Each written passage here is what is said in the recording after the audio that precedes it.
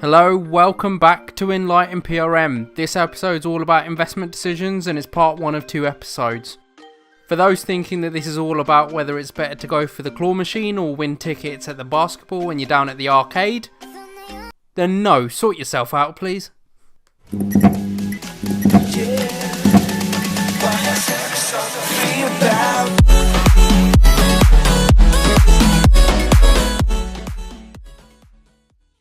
As always, we've got our friendly helper Ned to guide us through, and as a quick recap, in our last episode we saw that Ned started his own business plan where he's going to sell his paintings, and we began to understand the differences between cash and profit.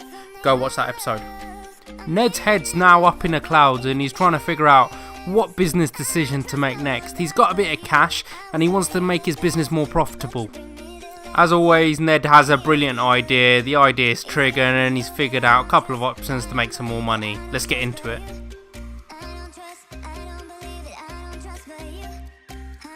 So the first of the 2 options, Ned's on his way to the paint shop. And at the paint shop he's decided to replace his current pallets with big buckets. He's going to bulk buy paint. For option number 2, Ned's this time on the way to the paint factory, almost the same picture but 2 chimneys on the top. He's going to replace his current setup and actually buy a machine to make his own paint. Now there's going to be lots of considerations going through Ned's head at this moment.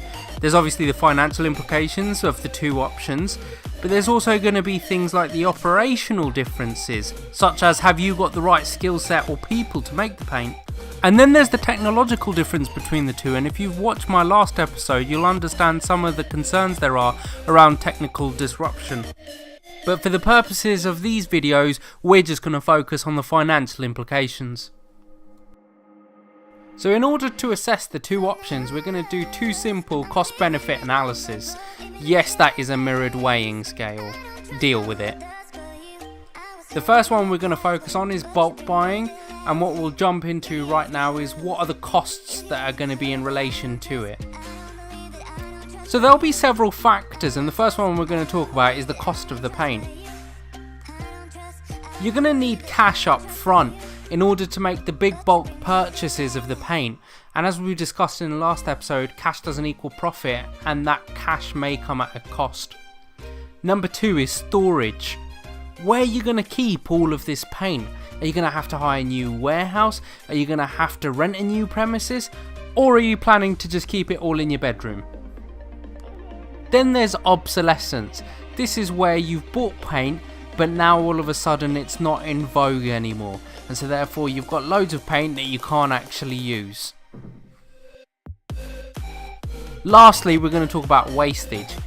If you buy loads and loads of paint, there's going to be a high chance that you might not use it all before its expiry date, and therefore you have to chuck it down the bin. That's wasted product.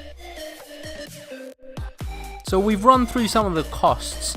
Now let's actually talk about some of the benefits there are in bulk buying paint. First and foremost, there's obviously the cost, and this is a per unit cost we're talking about.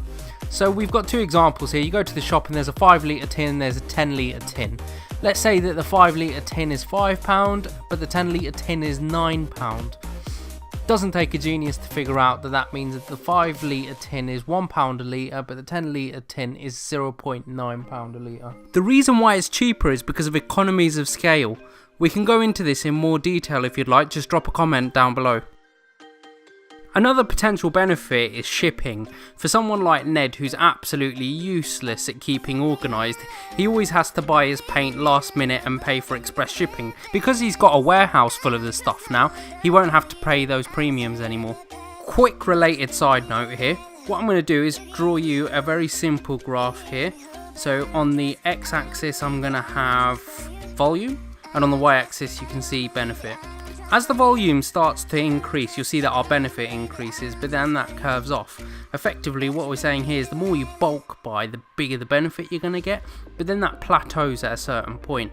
What we want to do is try and figure out what our expected volume is. and then that gives us an indication for the benefit. Now, how do we know where our expected volume is? So I'm going to do another graph for you here, price on the y-axis and volume / quantity on the x-axis. We're going to draw a simple supply and demand curve. So as our volume increases, we want to charge a higher price.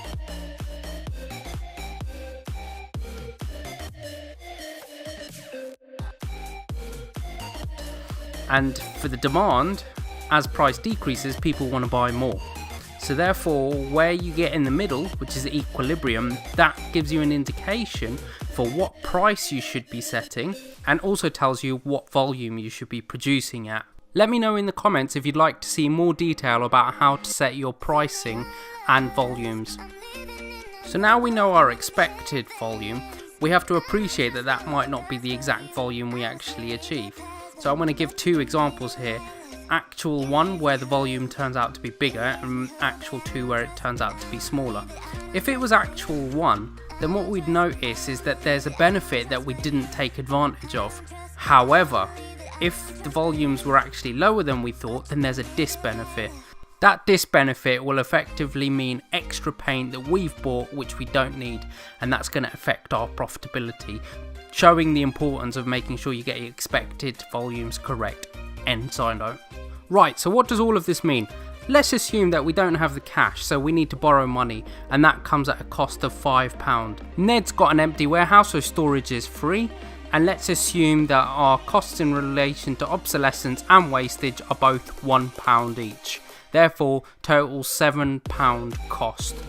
Now in terms of benefits, let's assume that bulk buying will save £10 and that shipping will save £2. Therefore total £12 saving. As always, I use the symbol pi for profit. So our profit by doing bulk buying equates to the benefits of £12 less our cost of £7. Doesn't take a genius to figure out that we're £5 in profit, which means that this is a good, profitable venture for us to consider. However, don't forget we've only looked at financial implications.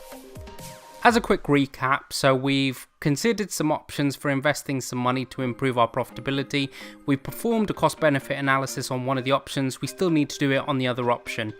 We're going to do that in part 2 and see which option is the best for implementation. See you at the next one. Yeah.